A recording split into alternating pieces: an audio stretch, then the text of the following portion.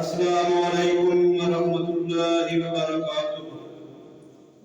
इन्नल हम्दलिल्लाह नहमदुहू व नस्तईनुहू व नस्तगफिरुहू व नऊज़ु बिल्लाहि मिन शुरूरि अनफुसिना व मिन सय्यिआति आमालिना।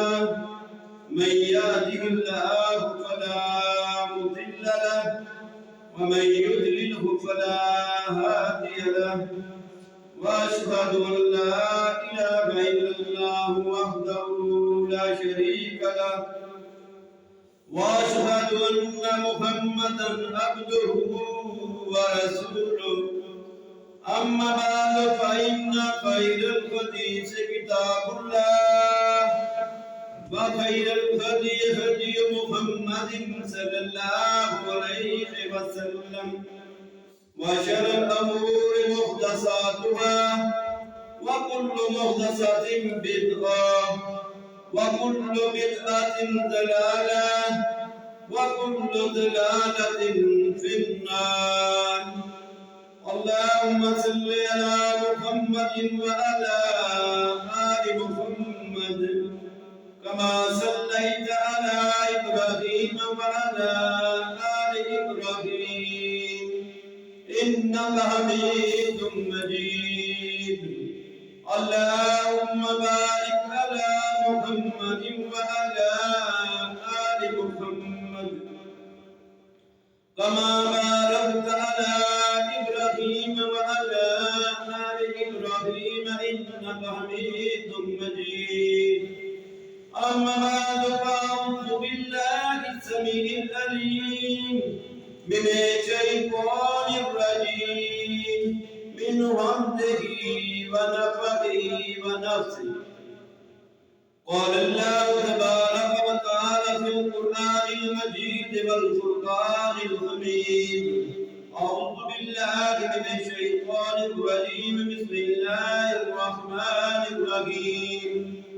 या अय्युहन्नास क़द जाअकुम बुरहानुम मिर रब्बिकुम व अंज़लना इलैकुम नूरन मुबीना। फ़अम्मा अल्लज़ीना आमनू बिल्लाहि वअतसमू बिही फसयुदखिलुहुम फ़ी रहमतिन मिन्हु व फ़ज़लिन व यहदीहिम इलैहि सिरातम मुस्तक़ीमा। वक़ाल अल्लाहु तबारक व तआला फ़ी मक़ामिन आख़र। अलम तअलम अन्ना अल्लाहा यअलमु मा फ़िस समाइ वल अर्ज़ इन्न ज़ालिका फ़ी किताब इन्न ज़ालिका अलल्लाहि यसीर।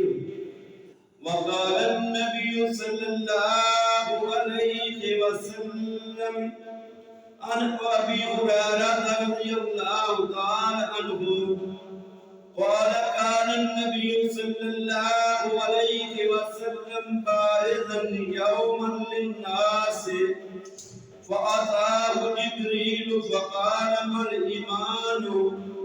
قال الإيمان أن تؤمن بالله وملائكته وبلقائه ورسله وتؤمن بالبعث. قال ما الإسلام؟ قال الإسلام أن تعبد الله ولا تشرك به شيئا وتقيم الصلاة وتؤتي الزكاة المفروضة وتصوم رمضان. قال ما الإحسان؟ قال أن تعبد الله كأنك تراه فإن لم تكن تراه فإنه يراك.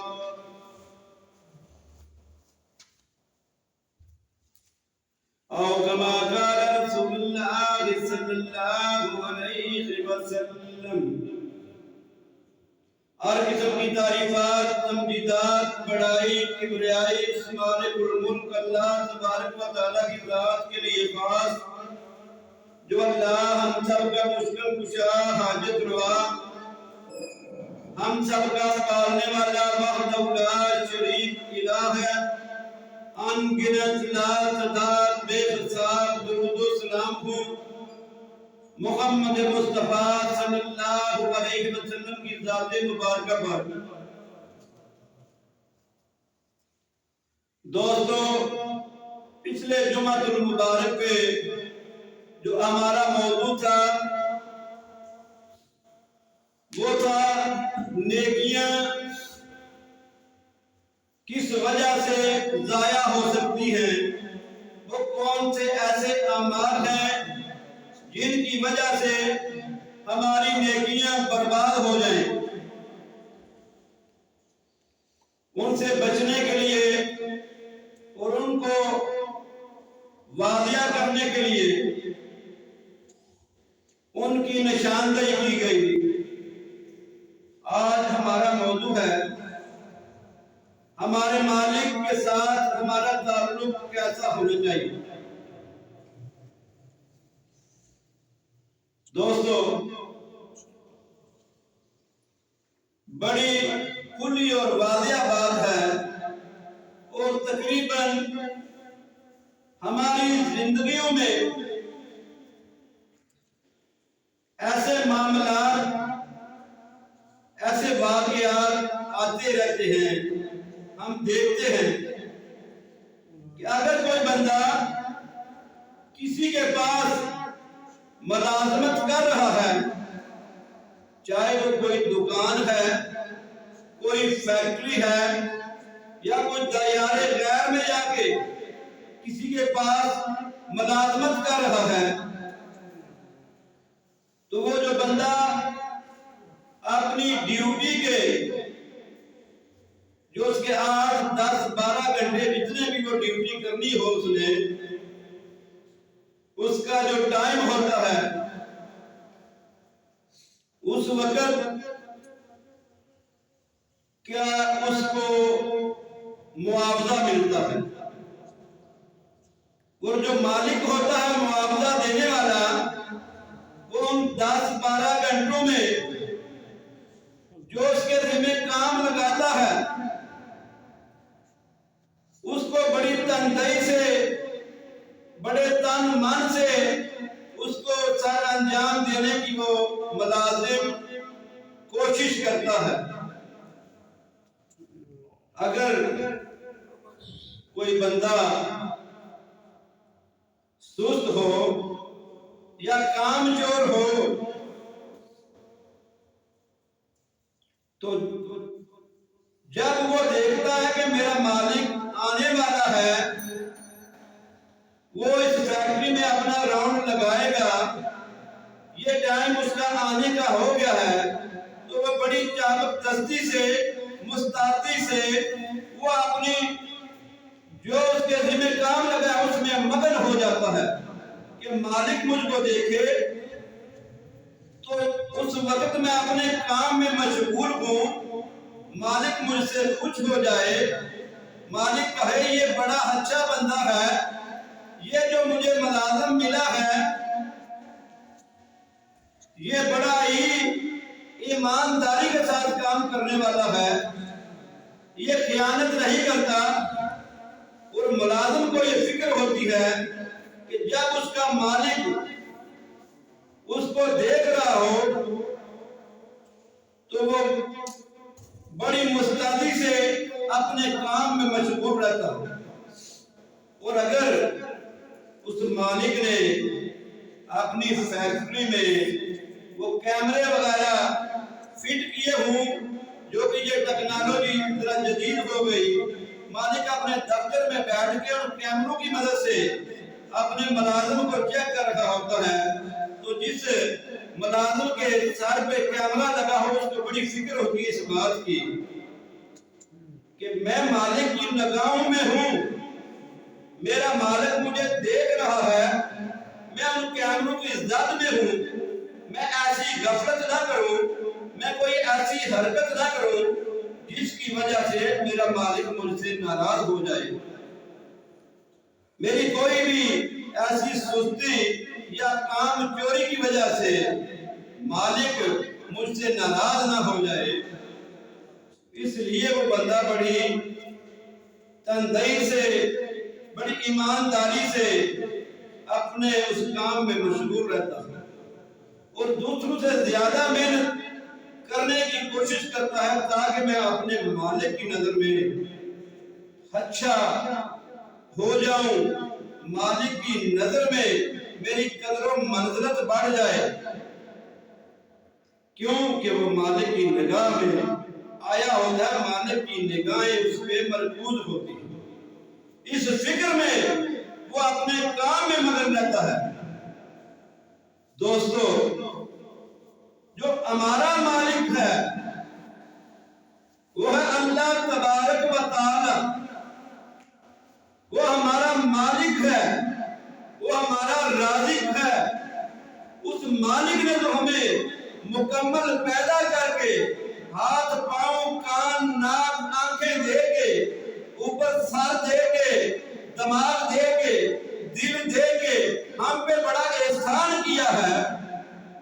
اتنی نعمتیں دینے کے بعد اس مالک نے ہمیں ہماری یہ ڈیوٹی لگا دی کہ آپ نے یہ کام کرنے ہیں، یہ میری ادھے ہیں، ان کو کراس نہیں کرنا، یہ تمہارے ذمہ کام ہے، اور اگر یہ تم کام کر لو گے تو پھر تمہیں میں ایسی مہمان نوازی تمہاری کروں گا کہ جس کی مثال دنیا میں دی نہیں جا سکتی، اور اگر تم نے میرے ان حکموں کی نافرمانی کی پھر ایسی سزا دوں گا جس کی دنیا میں مثال دی نہیں جا سکتی۔ کیونکہ جو مالک اتنی سہولتیں دینے کے بعد اپنی ڈیوٹی کے لیے بندے کو جو ہے اس کی ذمہ داری لگا دیتا ہے، اس کو پسند کر لیتا ہے کہ یہ بندہ، اس کو میں نے اس کی قابلیت کی وجہ سے یہ مکان بھی دے دیا، گاڑی بھی دے دی، وہ بندہ کام میں مشغول ہو گیا۔ اگر وہ کام چوری کرے، اپنے کام میں دغا کرے، فراڈ کرے، تو وہ مالک کیا کرتا ہے؟ دنیا کا مالک اس سے گھر بھی لے لیتا ہے، گاڑی بھی لے لیتا ہے، اور اس کو کہتا ہے تم آج سے فارغ ہو میری طرف سے۔ ایک ہمارا مالک ہے جس نے سب کچھ دینے کے باوجود ہمیں کھلی چھٹی دے دی، اگر تم یہ میرے حکموں کی پابندی کرو گے تو انعامات دوں گا، اگر میرے حکموں کی پابندی کرو گے تمہیں انعامات ملیں گے، اگر میری حکم عدولی کرو گے تو پھر تمہیں سزا ملے گی، مگر ایک مقررہ مدت تک تمہیں ٹائم دے رہا ہوں، جو تمہارا جی چاہے کر لو۔ یہ دنیا کو کوئی مالک ایسی رعایت نہیں دیتا جو میرے اور آپ کے مالک نے رعایت دی ہے، اور میرا اور آپ کا مالک کتنا مضبوط ہے، کتنا طاقت والا ہے، اس بات کا مجھے اور آپ کو احساس نہیں۔ میرا اور آپ کا مالک مجھے اور آپ کو کتنا قریب سے دیکھ رہا ہے، یہ مجھے اور آپ کو احساس نہیں۔ آج انہی باتوں پہ چند دلائل دینے کی کوشش کروں گا۔ اللہ تبارک و تعالیٰ نے فرمایا، یا ایھا الناس، اے لوگو، قد جاءکم برہان من ربکم، تمہارے پاس پہنچ چکی ہے تمہارے رب کی طرف سے بڑی واضح دلیل، وَأَنزَلْنَا إِلَيْكُمْ نُورًا مُبِينًا، اور ہم نے نازل کر دیا تمہاری طرف روشن اور کھلا ہوا بڑا واضح، یعنی قرآن مجید کو۔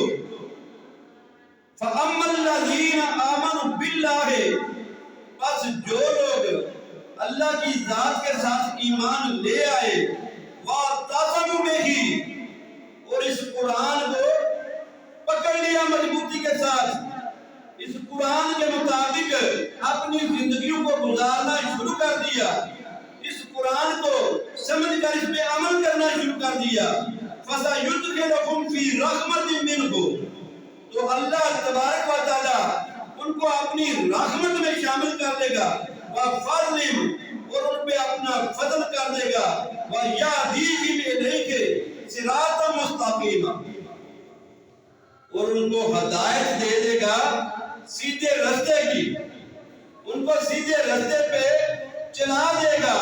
جو شخص اس قرآن کو سمجھے گا، اس پہ عمل کرے گا، اس کو اللہ تبارک و تعالی اپنے فضل سے، اپنی رحمت سے صراط مستقیم پہ چلا دے گا۔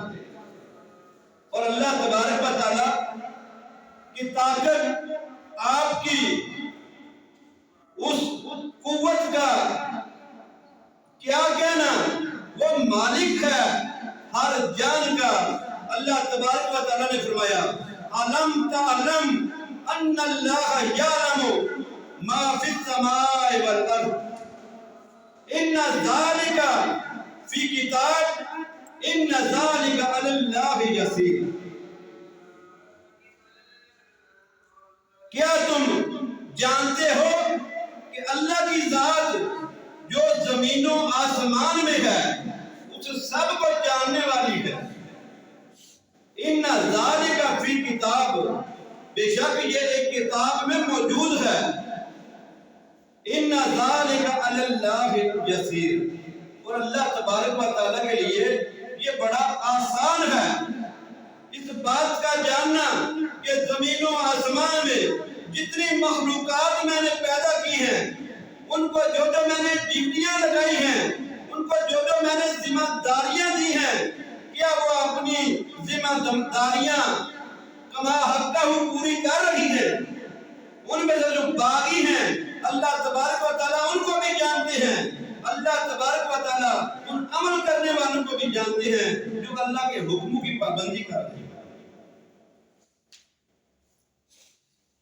اور اللہ تبارک و تعالیٰ نے فرمایا وَلِكُلِّ دَرَجَاتٌ مِّمَّا عَمِلُوا وَمَا رَبُّكَ بِغَافِلٍ عَمَّا يَعْمَلُونَ، اور ہم نے ہر کسی کو اس کے عمل کے حساب سے درجات میں رکھا ہے، اور تمہارا رب تمہارے کسی کام سے غافل نہیں ہے۔ پتہ کیا چلا؟ اللہ کی ذات ہمارے کسی کام سے جو زمین و آسمان میں عرض ہے اس سے غافل نہیں۔ ہم زمین کے اوپر رہ کے کام کر رہے ہیں۔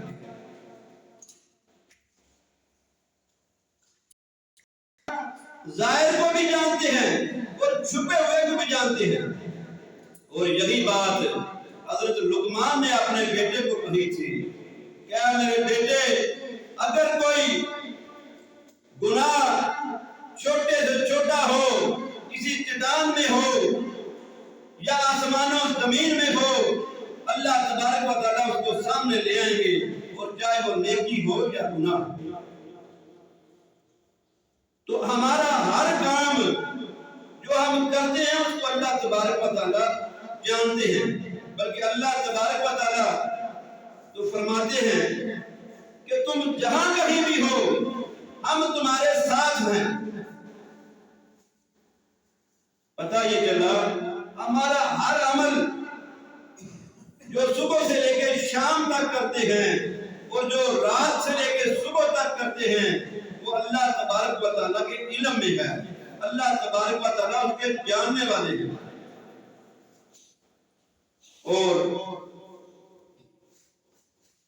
سورہ مجادلہ میں اللہ تبارک و تعالیٰ کا فرمان ہے قَدْ سَمِعَ اللَّهُ قَوْلَ الَّتِي تُجَادِلُكَ فِي زَوْجِهَا وَتَشْتَكِي إِلَى اللَّهِ وَاللَّهُ يَسْمَعُ تُحَاوِرَكُمَا إِنَّ اللَّهَ سَمِيعٌ بَصِيرٌ۔ اللہ تبارک و تعالیٰ فرماتے ہیں ہم نے بات سن لی اس کی جو اپنے زوج کے متعلق آپ سے بحث کر رہی تھی اور اللہ سے سوال کر رہی تھی۔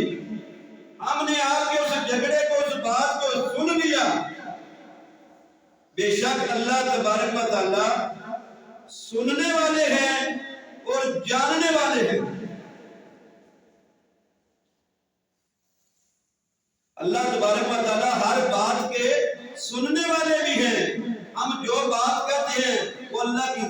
سننے والی بھی ہے اور اس کو جانتی بھی ہے. اور یہ واقعہ ہے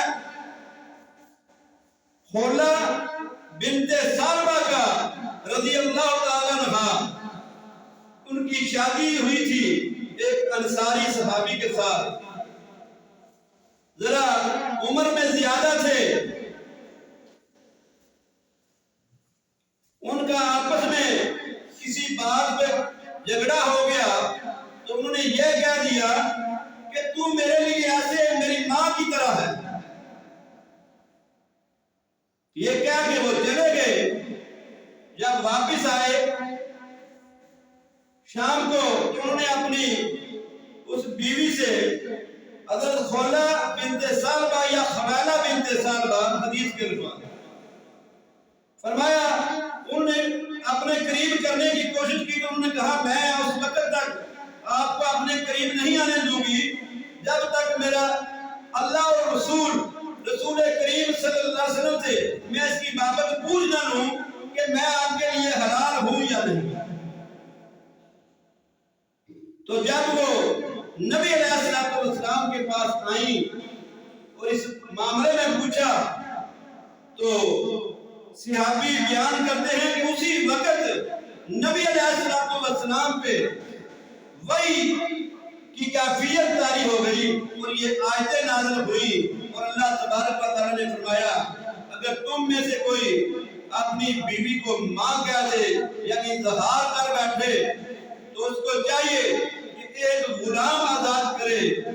اگر وہ ایک غلام آزاد نہیں کر سکتا تو وہ 60 روزے رکھے, 2 مہینے کے لگاتار روزے رکھے.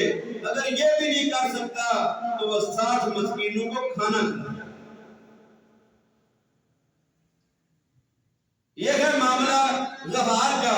جو بندہ اپنی بیوی کو ماں کہہ بیٹھے تو جب انہوں نے یہ بات نبی علیہ السلام کے پاس آگے کر رہی تھی, اس معاملے میں مسئلہ پوچھ رہی تھی, ابھی اس کے متعلق کوئی حکم نبی علیہ السلام کے پاس موجود نہیں تھا. اس لیے اللہ تبارک و تعالیٰ نے فوراً جبریل امین کو بھیج دیا یہ آیتیں دے کے اور نبی علیہ السلام کے مبارک سینہ اطہر پہ یہ نازل ہو اور آپ صلی اللہ علیہ وسلم نے ان کو بتا دیا. انہوں نے کہا ہم تو اتنی طاقت نہیں رکھتے اور وہ ہے نہیں بوڑھے کمزور ہیں, کیسے روزہ رکھیں گے 2 مہینے کا. تو نبی علیہ السلام نے فرمایا پھر یہ ہے کہ تم اتنے وسق کھجورے جو ہیں وہ صدقہ کر دو غریبوں کو. تو پھر انہوں نے کچھ خود سے اور کر کے یہ جو ہے انہوں نے تقسیم کی. تو کیفیت یہ ہے اللہ تبارک و تعالیٰ جو ہمارا مالک ہے, ہماری ایک ایک بات کو جانتا ہے. ہم مشکل میں ہوں, ہم پریشانی میں ہوں, وہ جاننے والا ہے. مگر افسوس ہماری ذاتوں پر ہے, ہمارے عقیدوں میں ہے, افسوس ہماری تربیتوں پہ ہے کہ آج تک ہم نے اس مالک کو اپنے قریب جانا ہی نہیں. ہم نے اپنے مالک کو اپنا سمجھا ہی نہیں. ہم نے اپنے مالک کو اپنے قریب کرنے کی کوشش کی نہیں. دنیا میں کوئی مالک ہو ہم اس کی بڑی جو ہے تعریفیں کر کے اس کے قریب ہونے کی کوشش کرتے ہیں. یا دنیا میں کوئی بڑا ہو جیسے کوئی وزیر یا آج کے دور میں MP ہو تو علاقے میں اس کا اثر رسوخ ہو, ہم دوڑتے ہیں اس کی طرف, اس کے پاس جاتے ہیں, بیٹھتے ہیں, اس کی تعریفیں کرتے ہیں, اس لیے کہ تھوڑا سا فائدہ ہمیں حاصل ہو جائے. ہمارا کوئی مشکل ہو تو اس میں آسانی ہو جائے.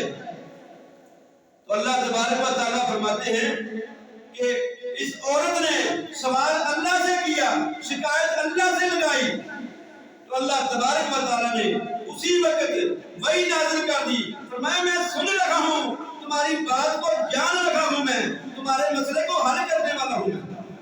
آج تک میں ہم میں سے کتنے ایسے لوگ ہیں جنہوں نے یہ کوشش کی ہو ہم اپنے مالک کا قربت حاصل کر لیں, ہم اپنے مالک کے قریب ہو سکیں, ہم اپنے مالک سے اپنا دکھ سکھ بیان کر سکیں. کبھی کسی نے کیا؟ بڑی مشکل ہے. چند لوگ ملیں گے لاکھوں میں سے جو ایسی کیفیت کے مالک ہوں گے یہ ہماری کمزوریاں ہیں۔ اللہ تبارک و تعالیٰ تو ہم سب سے محبت کرنے والے ہیں، اس میں تو نہ کوئی چھوٹا نہ کوئی بڑا، اس میں تو صرف چاہیے تقویٰ، للہائیت، اللہ کے تقوی کو حاصل کرنا ہے۔ اللہ کی قربت کو حاصل کرنے کے لیے بڑی واضح حدیث ہے نبی علیہ الصلوۃ والسلام کی، فرمایا جا کہ اگر تم اللہ کی قربت حاصل کرنا چاہتے ہو تو پھر نوافل کی کثرت کرو، پھر نفلی عبادات کرو، فرض کی ادائیگی کے بعد نفلی عبادت کرو، اللہ آپ کے قریب ہو جائیں گے، اللہ آپ کی سنیں گے، قبول کریں گے، آپ کی بات کو رد نہیں کریں گے۔ اپنا دکھ اپنے مالک سے شیئر تو کرو، اسے بتاؤ تھی مجھے یہ تکلیف ہے۔ بتانے کے لیے آج ہم دنیا میں اگر کوئی دوست ہو، کوئی پریشانی ہو، ہم فوری طور پہ جاتے ہیں اس کے پاس سے، کہتے ہیں بھئی یار یہ مشکل پڑ گئی، یہ مسئلہ بن گیا، اس کا حل کیا ہے، یا کوئی میرے ساتھ ایسا تعاون کرو کہ میرا معاملہ حل ہو جائے۔ اس کو ہم اپنی پوری کہانی پر بیان کر دیتے ہیں، کیوں؟ ہم اس کو اپنے قریب سمجھتے ہیں، اپنا قریبی ہمدرد سمجھتے ہیں۔ ہمارا مالک ہمارا ہمدرد بھی ہے، ہمارا قریب بھی ہے، مگر ہم نے اس کے قریب ہونے کی کبھی کوشش ہی نہیں کی۔ وہ تو کہتا ہے کوئی ہے جو میری بخشش حاصل کرنے کے لیے، میری قربت حاصل کرنے کے لیے میرے قریب تو آئے۔ ہم نے اس کو کمزور جانا۔ یقین مانے ہم اسلام صرف وراثت میں ملا ہے، اسی لیے مسلمان بنے بیٹھے، حقیقی معنوں میں اسلام کی روح سے دور ہیں۔ اللہ پہ ہم ایمان رکھنے والے ہیں کلمہ پڑھنے کی وجہ سے، مسلمانوں کے گھر پیدا ہوئے، ہم نے اللہ کی پہچان ہی نہیں کی۔ اللہ کی ہستی کیسی ہے، کیسی وہ رحیم ہے، کتنی وہ کریم ہے، ہم نے کبھی کوشش ہی نہیں کی۔ ہم نے کبھی یہ سوچا ہی نہیں کہ ہمارا مالک ہر لمحہ ہمارے ساتھ ہے، ہر لمحہ میں دیکھ رہا ہے، ہر بات سے ہماری خبر رکھتا ہے۔ اور اللہ تبارک و تعالیٰ نے فرمایا ان ربک یبسط الرزق لمن یشاء ویقدر انہ کان بعبادہ خبیرا بصیرا۔ بے شک اللہ کی ذات جس کا رزق چاہتی ہے بڑھا دیتی ہے، اور جس کا چاہے کم کر دیتی ہے۔ انہ کان بعبادہ، وہ تو اپنے بندوں کی خبر رکھتا ہے، خبیرا بصیرا، ان کی خبر رکھتا ہے، ان کی ہر بات کو وہ جانتا ہے، کس کو کتنا رزق دے رہا ہوں، کس کو کتنا رزق دینا ہے، کس کے معاملے میں کیا پریشانی بھی ہے، وہ تو ہر کسی کو جانتا ہے۔ ہم رزق کی پریشانی ہو، تنگی ہو، ہم نے کبھی اپنے مالک سے رجوع کیا کہ اے ہمارے مالک اس میں ہمارا گزارا نہیں ہو رہا، اس لیے ہم پہ اپنا فضل کر دے، ہمارا رزق بڑھا دے۔ کبھی ہم نے کوشش کی؟ دنیا میں آپ کسی کے پاس ملازمت کر رہے ہوں، کسی کے نوکر ہوں، کسی کے غلام ہوں، پریشانی میں ہو، کم آمدنی کی وجہ سے آپ اپنے مالک سے درخواستیں کرتے ہیں، اور بڑے نرمی سے، بڑے پیار سے، بڑی تعریفیں کر کر کے اس کی، بڑے آپ سخی ہیں۔ تو سخی تو ذات وہ ہے جو ہمارا مالک ہے۔ حقیقی مالک سے کبھی ہم نے نہ شکوہ کیا، نہ اس کی تعریف کی کہ اس سے ہم کچھ حاصل کر سکیں۔ اس لیے اللہ کو سب سے پہلے ہر چیز پر قادر جاننا ہے۔ اللہ کی ذات ایسی ذات ہے جس نے تمام جہانوں کو پیدا کیا، اور تمام جہانوں کا وہ جاننے والا ہے، اور ہماری ہر بات کو وہ سنتا بھی ہے، دیکھتا بھی ہے، جانتا بھی ہے، ہمارے ہر عمل کی اس کو خبر ہے۔ آج ہم پریشان ہو جاتے ہیں، کہیں کام پہ ہوں اور کیمرے لگے ہوں تو یہ فکر ہوتی ہے مالک ہمیں دیکھ رہا ہے، ہم کوئی چوری نہ کرے، ہم کوئی غلطی نہ کرے، ہم کوئی فراڈ نہ کرے۔ مگر آج ہم جھوٹ بولے جا رہے ہیں، ملاوٹ کیے جا رہے ہیں، غیبتیں کیے جا رہے ہیں، نمازوں سے غافل ہیں، مال کی بخل میں پڑے ہوئے ہیں، کبھی پرواہ ہی نہیں کی بھئی ہمارا مالک ہمیں دیکھ رہا ہے، ہم تو سراسر حکم عدولی کیے جا رہے ہیں۔